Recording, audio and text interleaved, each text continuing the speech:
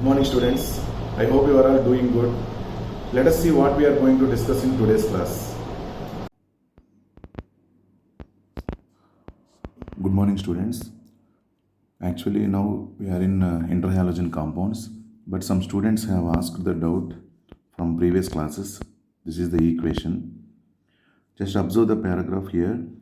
The decreasing oxidizing ability of the halogens in aqueous solution down the group is evident from their standard electrode potentials, which were given in table 7.8. When standard electrode potentials are decreased, their oxidizing capability also decreases. Observe the values, 7.8. Fluorine electrode potential 2.87. Chlorine 1.36. Electrode potential values are these are.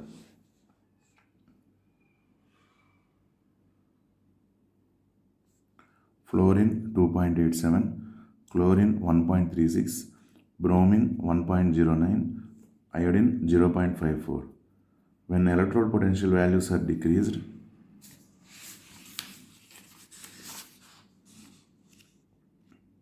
oxidizing nature also decreases. See, the decreasing oxidizing ability of the halogens in aqueous solution down the group is evident from their standard electrode potential values. Now I am going to write this point.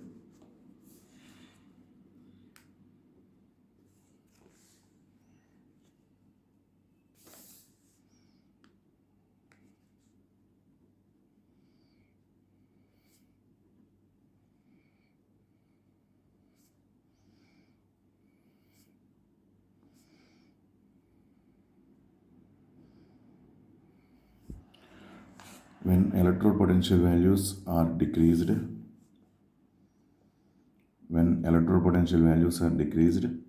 oxidizing capability also decreases.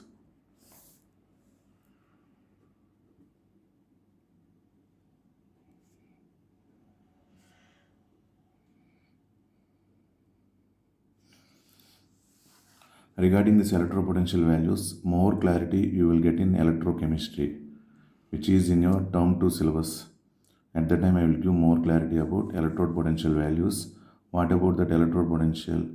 Okay, when it is decreased, why this oxidizing capability also decreases? All this clarity you will get at that time in electrochemistry. Okay, now coming to that equation, half X2 gas undergoes gaining of energy, half dissociation energy,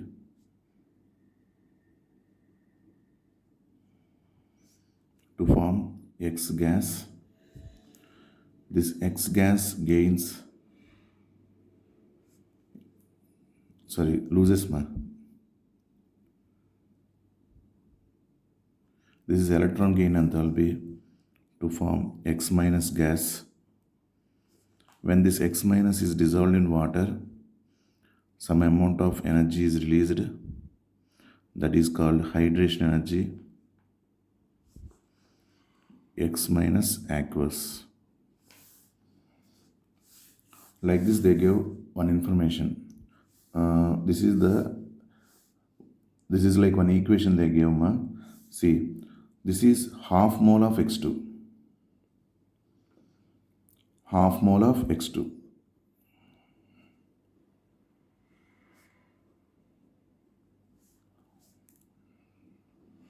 Like that X2 molecules are present. Okay, these X2 molecules, that bonds are going to be broken. The amount of energy required to break that bond is called dissociation energy.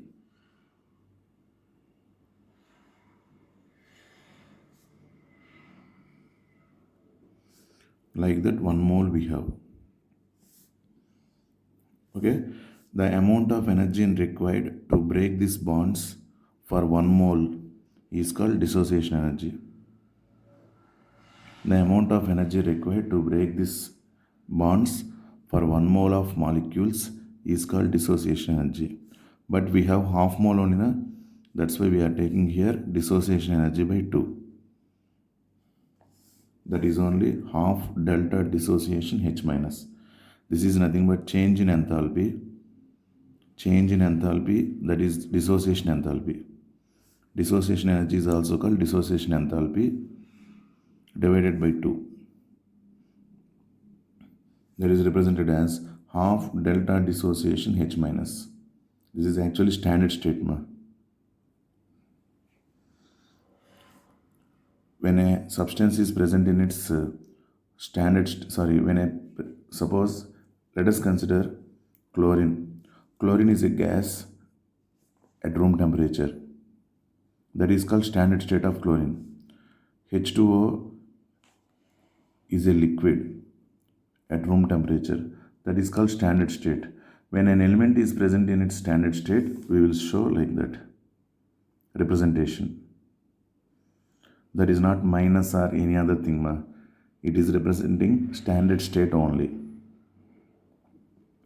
It is representing standard state. Okay, if Cl2 is present in gaseous state, that is in standard state. H2O is present in liquid state, that is called standard state. If iron is present in solid state, that is called its standard state. Okay, now this one, when we take 1 mole of X2, we will get 2 moles of X atoms. When we take 1 mole of X2, we will get 2 moles because from each molecule 2 atoms are there. 2 atoms. Like that, from 1 mole you will get 2 moles of X atoms. Like that, from half mole you will get 1 mole of X atoms. So this is called X atom. Okay, molecule is converted to atom by absorbing energy. That energy is called dissociation energy. That molecule is present in the form of combined state. Now that is undergoing dissociation to form atoms. That energy is called dissociation energy. Are you okay, man? This first step, is it okay? Now this X atom is in gaseous state. Will gain electron. At the time of gaining electron, it will lose energy. That is only called as electron gain enthalpy. Delta EGH is representing electron gain enthalpy.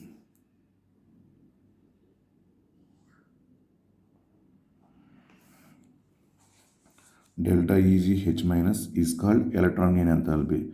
When an electron is added to the outermost shell of neutral isolated gaseous atom, energy is released. Some amount of energy is released. That energy is called electron gain enthalpy. Okay, by the gaining of electron, that X will be converted to X minus. This is negative charge, X minus gas. X gas, by gaining 1 electron, it will be converted to X minus gas. Is it okay? Eg is nothing but electron gain enthalpy. The amount of energy released when 1 electron is added to the neutral isolated gaseous atom is called electron gain enthalpy. Why that energy is released, that one, I will send one video, in that you will be clear regarding periodic classification. But in periodic classification already we discussed it. Even though once I will send that electron affinity is also called electron gain enthalpy. Okay, what is the definition and particularly what about that one, I will send one video. By that you will be clear. Now this is converted to X gas by absorbing dissociation energy. This X gas is converted to X minus by releasing electron gain enthalpy. This X minus, when it is dissolved in water,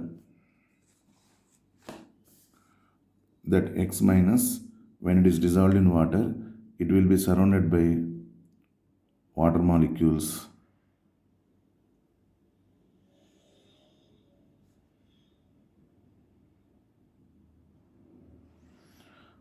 That X minus is surrounded by water molecules by nearing with hydrogen positive, because X is getting minus na. So this X minus is surrounded by hydrogen majorly, nearby hydrogen, oxygen pointing outwards, because opposite charges will be attracted. Okay, because of these attractions between this positive charge and this X minus, some amount of energy will be released. That energy is called hydration energy. That energy is called hydration energy. When any ion is dissolved in water,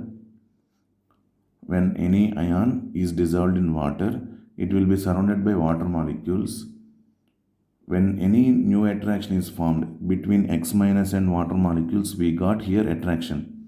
When any new attraction is established, energy will be released. Okay, here that energy is released because of attraction between that ion and water. That's why this is called hydration energy. Now that attraction is developed, actually this is not like chemical bond, ionic bond or chemical bond like that. Sorry, ionic bond or covalent bond. It is not like that.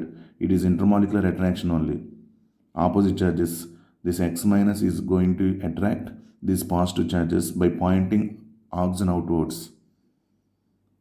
Okay, when this attraction is going to be established, some amount of energy will be released. As this energy is related to water molecules and this ion, that is called hydration. Hydration is the term related to water. Hydration energy. Okay, here energy is going to be released. Here also energy is going to be released. Okay, see, delta H minus hydration. HYD is nothing but hydration energy. That one will become X minus aqueous state. Previously it is in gaseous state. Now it is dissolved in water. Then it will become aqueous. X minus aqueous, representing it is present in water. Previously it is present in gaseous state. So when that gaseous state X minus, if it is dissolved in water, you will get X minus aqueous. At that time some amount of energy is going to be released. That energy is called hydration energy. Okay, this is the information about this equation. Half x2 by absorbing dissociation energy by 2, it will be converted to X gas atom. That X gas atom gains one electron to release some amount of energy, which is called electron gain enthalpy or electron affinity, to be converted to X minus gas. This X minus dissolves in water to liberate some amount of energy, which is called hydration energy, and it is converted to X minus aqueous. Okay, this is the information about this one. And what about electrode potential values? When electrode potential values are decreased, oxidizing capability also decreases. But regarding these electrode potential values, you will get more clear in electrochemistry chapter. I hope you are clear up to now. Now we will go through our next continuation, interhalogen compounds properties.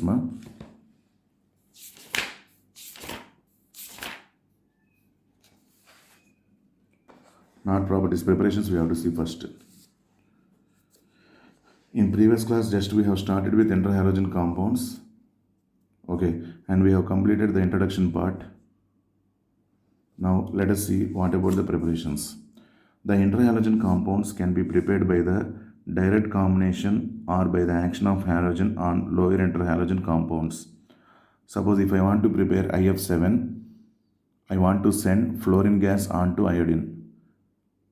Lower halogen means smaller halogen onto bigger halogen. The interhalogen compounds can be prepared by the direct combination or by the action of halogen on lower interhalogen compounds. Lower is nothing but below. In the group, which element is below, that is called lower. Suppose I want to prepare compound between bromine and fluorine. I want to send fluorine onto bromine. Bromine is lower halogen, that is the meaning. Okay. Interhalogen compounds can be prepared by the direct combination or by the action of halogen on lower interhalogen compounds.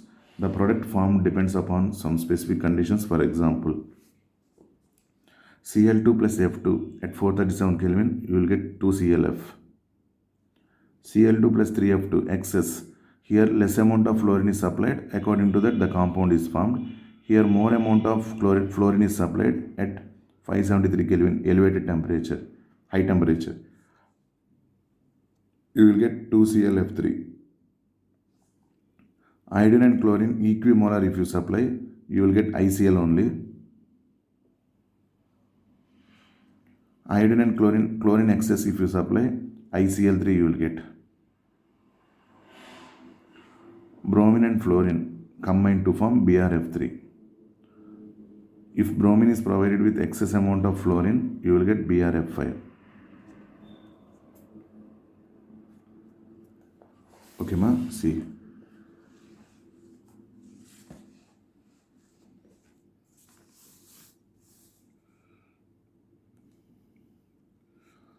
Cl2 plus F2, 437 Kelvin, 2ClF. When we provide equal volumes of both Cl2 and F2, you will get this result. If you provide excess of fluorine,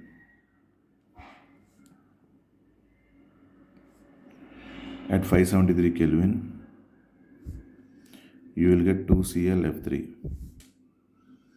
Same, iodine and chlorine in equimolar if you send. Iodine and chlorine in equimolar if you send, you will get 2ICl. Same way, I2 in presence of excess chlorine, you will get 2ICl3. Br2 plus 3F2 diluted with water,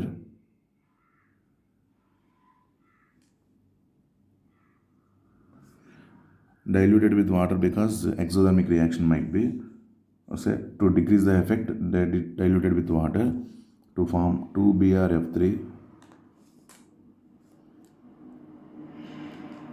If excess of fluorine we supply,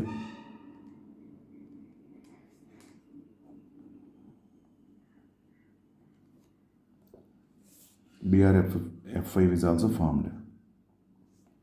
In this way, between chlorine and fluorine, iodine and chlorine, bromine and fluorine, the compounds are going to be formed. These are all called interhalogen compounds, and these are the preparations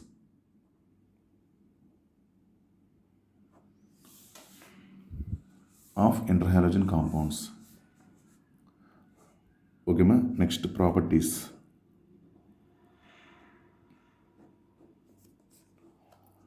After completion of preparations, we will see properties. Next, uses. Some properties of interhalogen compounds are given in table 7.11. This table. ClF, physical state and color, colorless gas. BrF, pale brown gas. IF, detected spectroscopically.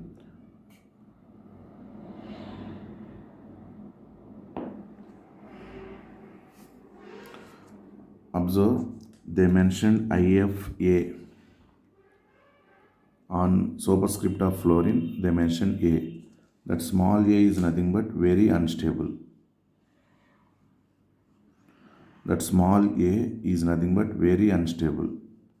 So we can understand this IF is very unstable. Just detected spectroscopically. After that again it will decompose to form iodine and fluorine. Next, BrCl, they mentioned on superscript B, they mentioned small b. Small b is nothing but the pure solid is known at room temperature. Its solid is known at room temperature. That is the meaning.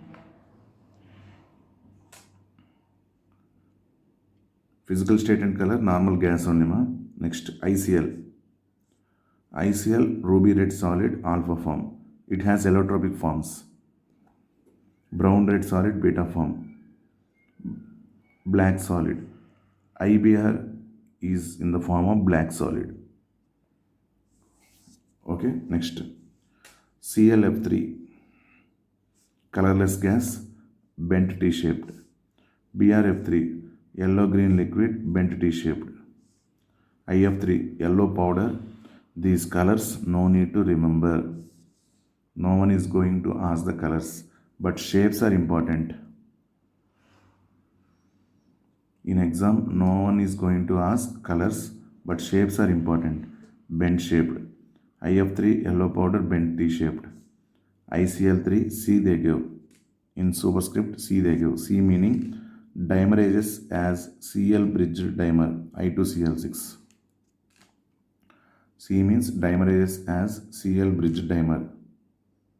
What is the meaning of this dimer? Cl bridged. That one we will see now.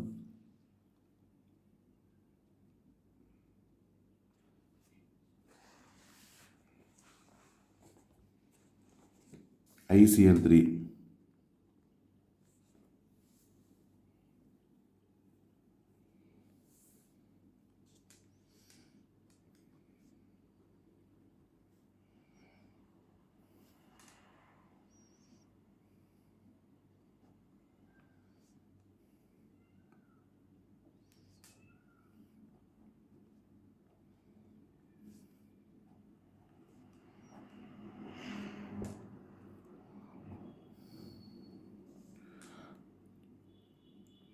One weak attraction is present between this chlorine and iodine.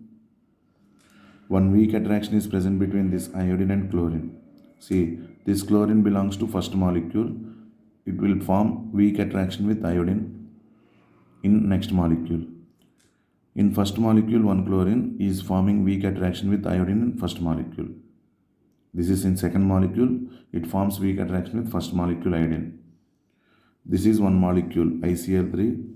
This is another molecule ICl3. This chlorine is like a bridge between two molecules. This chlorine is also like a bridge between two molecules. These are dimerized. Dimerized means both molecules are combined to behave like one molecule. ICl3 and ICl3, both molecules are combined to behave like one molecule. That is why we are writing the molecular formula I2Cl6. This process, combination of two molecules to form like one compound, is called dimerization.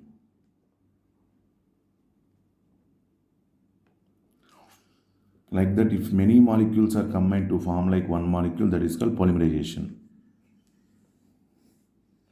If two molecules are combined to form like one molecule, that is called dimerization. If many molecules are combined to form like one molecule, that is called polymerization. Di means two ma. That is the meaning of I2Cl6. See, dimerizes as Cl bridged dimer. Dimerizes as Cl bridge. This Cl is acting like a bridge between two molecules. This Cl is also acting like a bridge between two Cl molecules. Sorry, two ICl3 molecules. This is about explanation for this one. Next, XX-5. IF5, colorless gas but solid below 77 Kelvin, square pyramidal. BrF5, colorless liquid, square pyramidal. ClF5, colorless liquid, square pyramidal. IF7, colorless gas, pentagonal bipyramidal. Okay, this is the information given about interhalogen compounds properties, physical state and color structure. These structures are important. That many structures even they will not ask ma. Here they give one structure BrF3. That structure alone you have to prepare, that is enough. Remaining also easy only. By using chemical bond technique we can find. Hybridization and VSEPR theories are there na. By using them easily we can draw the structure. Okay, now let us see what about next one. Continuation of properties. These are all covalent molecules. These are all covalent molecules and are diamagnetic in nature, meaning they have no unpaired electrons. In solid state, we have seen what is meant by diamagnetic. They have no unpaired electrons. Okay? These are all covalent molecules and are diamagnetic in nature. They are volatile solids, easily evaporatable. Volatile is nothing but easily evaporatable. Solids are liquids at 298 Kelvin except CLF, which is a gas. Their physical properties are intermediate between those of constituent halogens, except that their melting and boiling points are a little higher than expected. Their properties are present between, suppose IF7 is there, that IF7 properties are in between the properties of iodine and fluorine. IF7 properties are in between the properties of iodine and fluorine. But their melting and boiling points, interhalogen compounds melting and boiling points are little bit higher than expected because of strong intermolecular forces. Okay, next. Their chemical reactions can be compared with the individual halogens. In general, interhalogen compounds are more reactive than halogens. Interhalogen compounds are more reactive than halogens, except fluorine is nothing but fluorine is more reactive than interhalogen compounds. Fluorine is more reactive than interhalogen compounds. That is the meaning.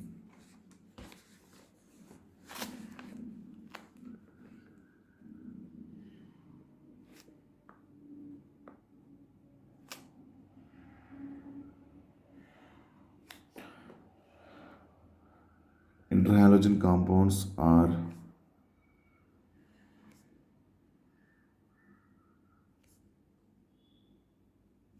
more reactive than halogens.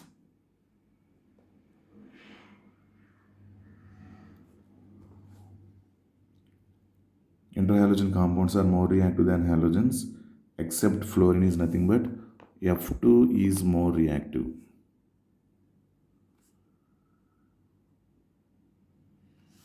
F2 is more reactive than interhalogen compounds. That is the meaning.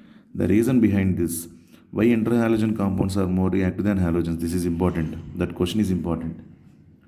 Why interhalogen compounds are more reactive than halogens? See, Cl2, that chlorine molecule, this is halogen. The bond is present between two chlorines which have same electronegativity.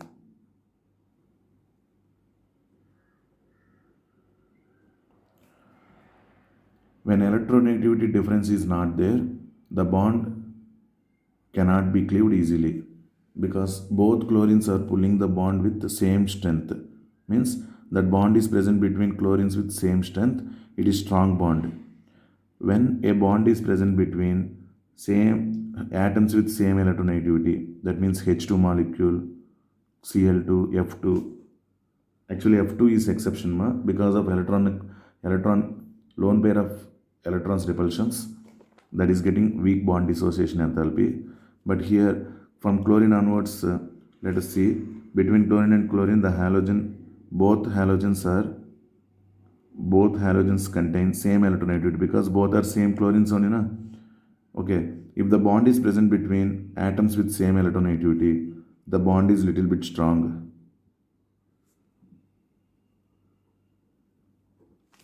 But when same, if you consider the bond between chlorine and bromine, this is interhalogen compound.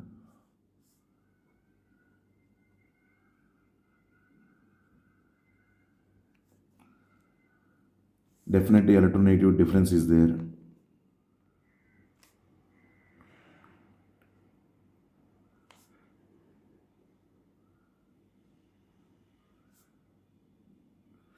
Electronegative difference is there, so the bond can be cleaved easily towards chlorine because chlorine is more electronegative than bromine.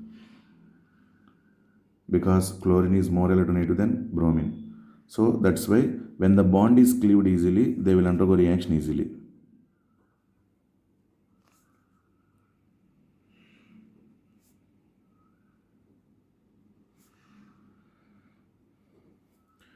When the bond is cleaved easily, they will undergo reaction easily. That's why interhalogen compounds are more reactive than halogens. as the bonds are present between halogens with different electronegativity. Okay, the bond can be cleaved easily and they are undergoing reactions easily. See, their chemical reactions can be compared with the individual halogens. In general, interhalogen compounds are more reactive than halogens, except fluorine. This is because XX dash bond in interhalogens is weaker than XX bond in halogens except FF bond. I told the reason why this is XX dash bond means these are of different halogens. Electronegative difference is there. So that is weaker than the XX bond in halogens. All these undergo hydrolysis giving halide ion derived from the smaller halogen and a hypohalite, halite, halate and perhalate anion derived from the larger halogen. Okay. Now for example I will tell ma.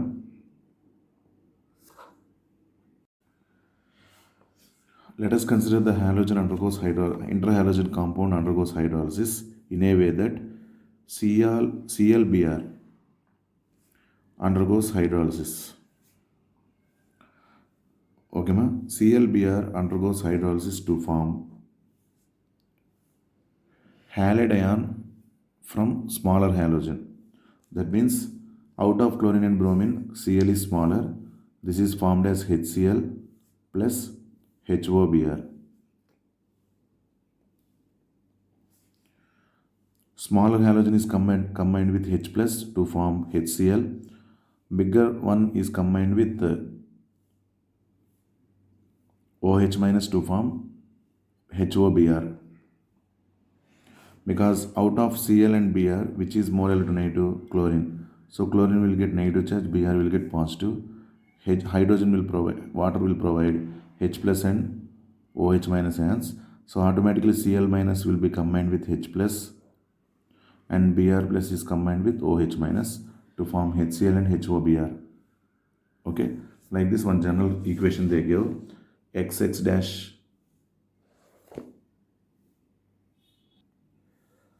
like this one general equation they give XX dash plus H2O gives rise to HX dash plus HOX.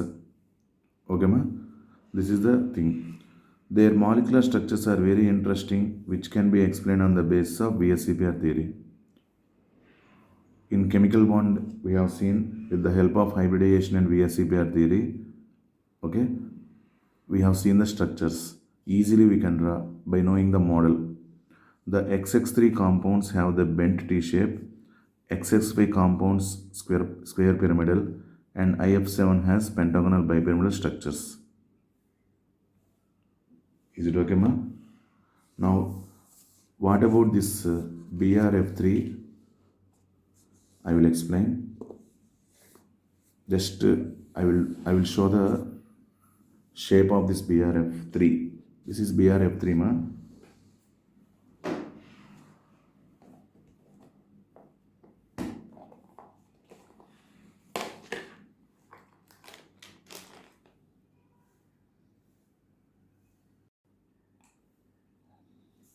Observe the shape of BRF3.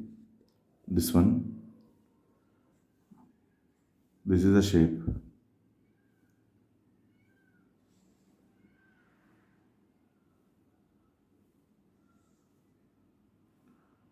This fluorine, this fluorine.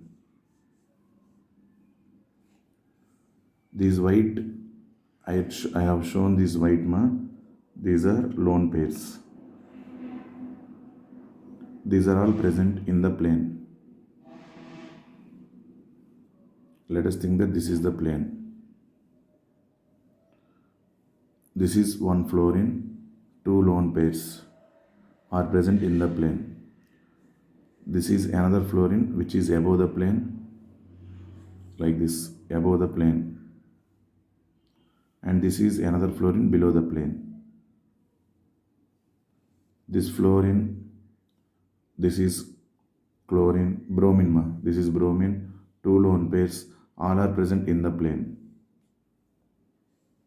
So if you see, it will be structure like this.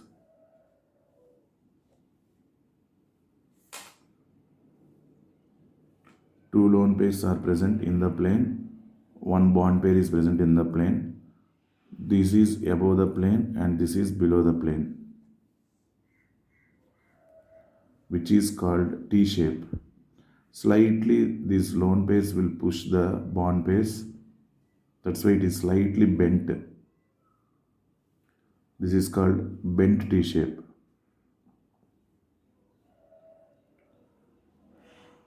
Is it okay, ma? This is called bent T shape. These structures are important. By using that hybridization VSEPR theory, easily we can draw the structures. This is about the structure of BRF3, what they give here.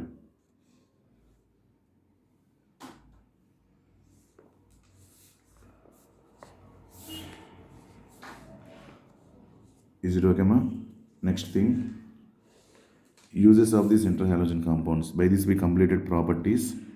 Next we have uses of interhalogen compounds. These compounds can be used as non-aqueous solvents. Means to dissolve any solute, these are used as solvents. Non-aqueous means other than water, these are all used as solvents. Interhalogen compounds are very useful fluorinating agents. ClF3 and BrF3 are used for the production of UF6 in the enrichment of uranium. Uranium plus 3ClF3 gives rise to UF6 gas plus 3ClF. Okay, uranium is a radioactive element. These are the uses of halogens, interhalogen compounds, not halogens, interhalogen compounds. By this, we completed 7.22. I hope you are clear in what way this BRF3 got bent T shape. Also, it was explained clearly. Okay, once go through the chemical bond molecular structures by using that VSEPR theory and hybridization, you will be more clear how to draw the structure for other molecules also. Okay, then also if you have doubts, you can ask me. I will clarify in the next class. So by this we completed 7.22 also, and we are going to be remained with group 18. Group 18 is very small only because these are all inert gases. Inert gases are not reactive. They are not going to be reacted with others. So, but xenon has some known compounds. Why it is showing that compounds and what about their occurrence? Okay, this study it is very small only. I think within one class, within next class, we will complete this group 18 easily. Reactions are also very less only, no problem. Okay, in this class, by this class we completed group 17. In next class we will see this group 18 hardly. Maximum in next class it will be completed. Otherwise it will take hardly one more class, that only. More than that it won't be taken place. Okay, I think by this explanation you are very clear about the concepts. Okay, ma? In this class, interhalogen compounds we have seen, preparations, properties and uses. By that we are going to complete this today's class. Thank you all. Have a nice day.